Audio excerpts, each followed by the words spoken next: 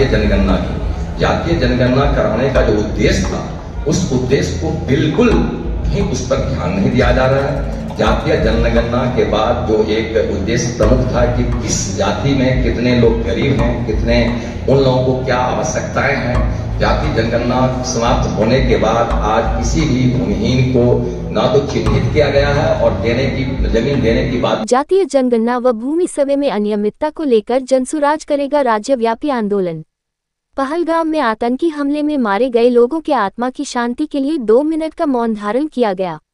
आम जनता को अधिकार दिलाने व घर घर जनसुराज पहुंचाने के लिए राज्यव्यापी आंदोलन की घोषणा हेतु जनसुराज पार्टी की जिला इकाई द्वारा रविवार को कार्यालय में प्रेस कॉन्फ्रेंस का आयोजन किया। पार्टी ने बिहार में जातीय जनगणना और भूमि सर्वे को लेकर नीतीश सरकार से कई सारे सवाल पूछे और इन मुद्दों पर जवाब नहीं मिलने की स्थिति में आंदोलन करने का भी ऐलान किया।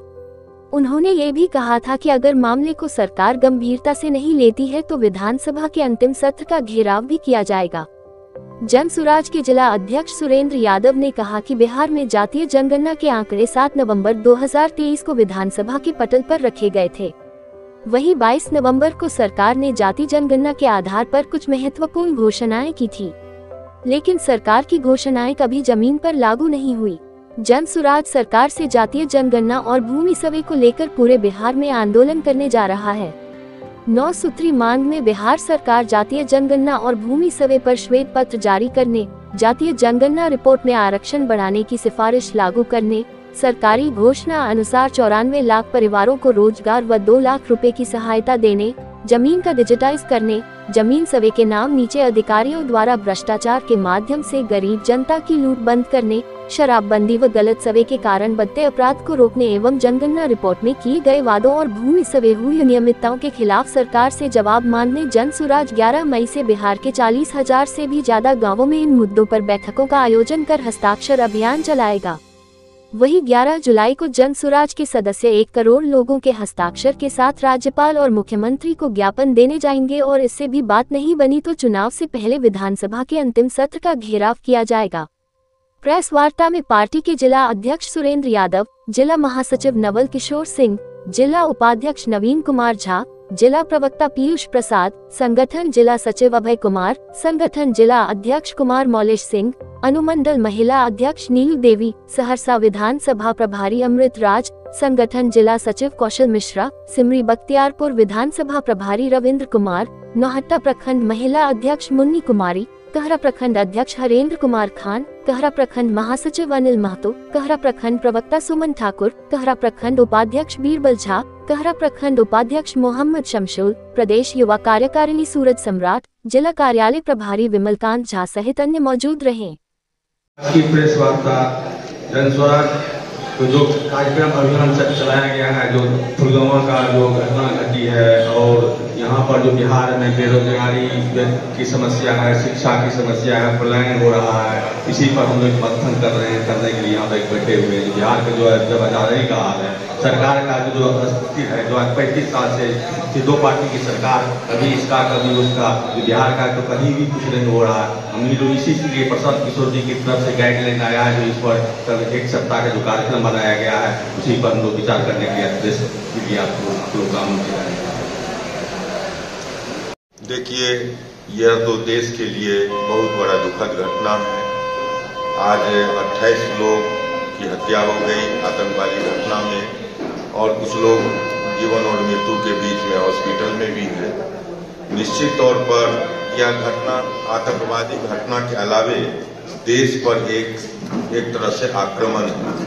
हम केंद्र सरकार को आगाह करना चाहते हैं अपने पार्टी के तरफ से कि इस पर कड़ी से कड़ी कार्रवाई की जाए, क्योंकि आप सभी लोग जानते हैं कि आतंकवाद का जो घटना होती है, सरकार उस पर रिएक्ट करती है, जबकि हमारा ये सोच है, हमारे पार्टी का यह सोच है कि यह घटना नहीं घटे, ऐसी व्यवस्था सरकार को करना चाहिए। अब बहुत देर करने की जरूरत नहीं है, मुंहतोड़ जवाब हमको पाकिस्तान को देने की आवश्यकता है। और हमारा जनसुराज जो है, जो हमारा संगठन है, निश्चित तौर पर बहुत तरह की मत विभिन्नता के बावजूद भी इस मुद्दे पर केंद्र सरकार के साथ कदम से कदम मिला के चलने के लिए तैयार है।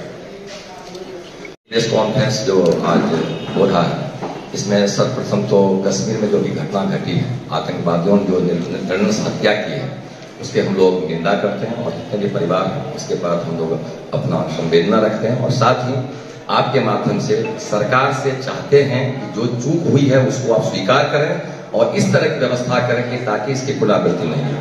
रही बात जातीय जनगणना की, जातीय जनगणना कराने का जो उद्देश्य था, उस उद्देश्य को बिल्कुल भी उस पर ध्यान नहीं दिया जा रहा है। जातीय जनगणना के बाद जो एक उद्देश्य प्रमुख था कि किस जाति में कितने लोग गरीब हैं, कितने उन लोगों को क्या आवश्यकताएं हैं, जाति जनगणना समाप्त होने के बाद आज किसी भी भूमिहीन को ना तो चिन्हित किया गया है और जमीन देने की बात तो दूर रही। इस तरह की बातें हैं। और इस प्रेस कॉन्फ्रेंस के तहत जो आजकल अफसरशाही जो है, भ्रष्टाचार व्याप्त है, और आप जानते हैं कि जिला से लेकर के और खास करके अंचल में जो भी दाखिल खारिज इत्यादि लंबित पड़ा हुआ है, सीओ और जो भी उसमें हल्का कर्मचारी इत्यादि जो भी हैं संलिप्त हैं और वो बेखौफ हैं, उन्होंने कोई इसमें कोई तब्दीली नहीं हो रही है। बात सिर्फ मॉनिटरिंग हो रही है जिला के माध्यम से, कभी कभी पेपर में आता है। तो हम लोग अपेक्षा करते हैं आप मीडिया बंधुओं से, जो वास्तविकता है, जो हम लोग हमारा जनसुराज व्यवस्था परिवर्तन की लड़ाई लड़ रहा है,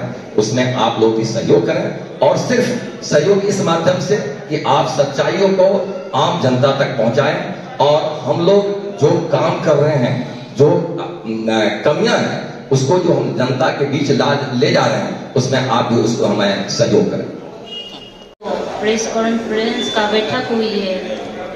कश्मीर में जो घटना हुई है आतंकवादी की तरह, सब अभी कितना परिवार जो है पूरा यहाँ रो रो के बुरा हाल है, हॉस्पिटल में भर्ती है। उसी पर हम लोग जनसुराज के सभी पदाधिकारीगण यहाँ पे एकत्रित हुए हैं। उसी के मंथन के लिए हम लोग बैठे हैं आज। क्या नाम हुआ आपका? मुन्नी कुमारी, महिला अध्यक्ष नवहट्टा।